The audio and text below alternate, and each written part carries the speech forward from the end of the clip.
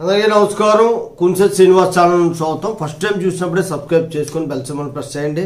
మనకి 1700 పైగా వీడియోలు ఉంటాయి. మీరు లోపలికి వెళ్ళి చూస్తే చాలా లీగల్ ఇష్యూస్ మీద చాలా ఉపయోగకరంగా ఉంటాయి. ఈరోజు సుప్రీంకోర్టు ఇచ్చినటువంటి ఒక తీర్పుని మీకు చెప్తాను. ఇవి మీరు చూసే ఉంటారు, పేపర్లో చూసుంటారు, లేదంటే యూట్యూబ్ ఛానల్లో చూసుంటారు. కానీ తీర్పు మొత్తం చెప్పలేదు ఎవరో కూడా, నేను కూడా చూశాను. ఏమని అంటే, పేకాట ఆడడం, జోదం ఆడడం, జోదంగా పేకాట ఆడడం అనేటువంటిది నేరం. భారతదేశంలోనే కాదు, ప్రపంచవ్యాప్తంగా ఈ చట్టం నేరమే. కానీ వినోదం కోసం ఆడితే నేరంగా పరిగణించలేము అని చెప్పి సుప్రీంకోర్టు చెప్పింది. అంతవరకు చాలామంది చెప్పారు. అసలు ఏ సందర్భంగా చెప్పారు, ఏం జరిగింది అన్నది మీరు తెలుసుకోవాలి. ఈ విషయం పూర్తిగా తెలుసుకోకుండానే అందరూ ఏం చేశారంటే ఆ ఒక్క మొక్కే చెప్పి వదిలేశారు. అలా కాదు, జడ్జిమెంట్ కాపీ చదివి జడ్జిమెంట్ రాసుకున్నప్పుడు మీకు చెప్పాలి. ఈ విషయం ఏంటంటే, కర్ణాటకలోని ఒక సహకార సంఘం డైరెక్టర్ ఎన్నికైనటువంటి హనుమంత రామప్ప వైసి అనేటువంటి వ్యక్తి పేకాట కేసులో శిక్ష పడింది ఆయనకి.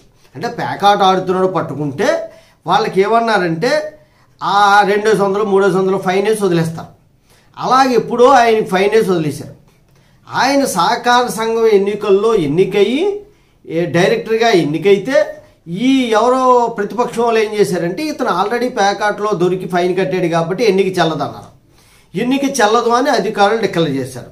దానికి కర్ణాటక హైకోర్టు కూడా సమర్థించింది. కర్ణాటక హైకోర్టుకి వెళ్ళాడు, నేను 200 ఫైన్ కట్టాను, దానివల్ల చెల్లదంటే అలాగని. హైకోర్టు కూడా కుదరదని చెప్పి రద్దు చేస్తూ హనుమంతప్ప అప్పుడు ఏం చేశాడంటే, ఈ హనుమంతరామప్ప సుప్రీంకోర్టుకి వెళ్ళాడు. సుప్రీంకోర్టు ధర్మాసనం జస్టిస్ సూర్యకాంతం, జస్టిస్ కోటేశ్వర్ సింగ్ ధర్మాసనం విచారణ జరిపి ఏం చెప్పిందంటే, పేకాట ఆడుతూ పడ్డుపడ్డ రామప్పతో పాటు మరికొందరికి ఎటువంటి విచారణ లేకుండా 200 రూపాయలు జరిమానా విధించడం అనేటువంటిది గుర్తించారు.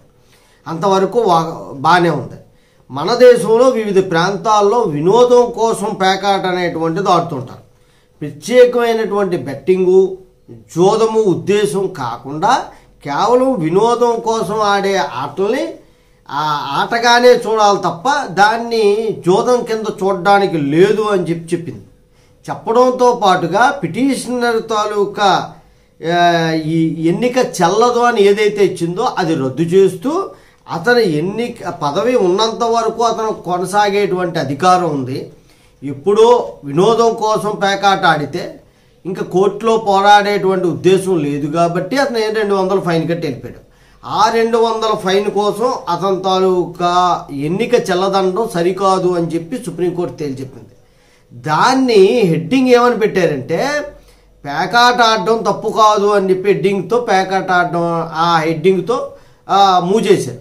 అయితే వీడియో పూర్తిగా చూడని వాళ్ళు, న్యూస్ పూర్తిగా చదవని వాళ్ళు, అలాగే ఈ జడ్జిమెంట్ గురించి పూర్తిగా తెలియని వాళ్ళు ఖచ్చితంగా పేకాట ఆడడం తప్పు కాదు అని చెప్పేసి ఆడుతారు. అది కాదు, వినోదం కోసం మాత్రమే ఆడాలి. సరదా కోసం ఇంట్లో ఆడుకుంటారు ఆడవాళ్ళు, పెళ్ళిళ్ళు ఆడుతారు, అది తప్పు కాదు. అంతేగాని బెట్టింగ్ పెట్టి నేను ఏదో గేమ్కి 100 రూపాయలు 200 1000 రూపాయలు అని పెడితే అది ఖచ్చితంగా నేరం కింద ఉంటుంది, జోదం కింద కన్సిడర్ చేస్తారు. ఈ ఎన్నిక విషయంలో వచ్చిన గొడవల్లో ఇతను సుప్రీంకోర్టు వరకు వెళ్ళాడు. అంతేగాని పేకాట కేసులో కాదు. ఇతను ఎన్నిక చెల్లదు అన్నదాన్ని ఈ చెల్లుతుంది అని చెప్పి సుప్రీంకోర్టు జడ్జిమెంట్ ఇవ్వడం జరిగింది. జై హింద్, భారత మాతాకి జై.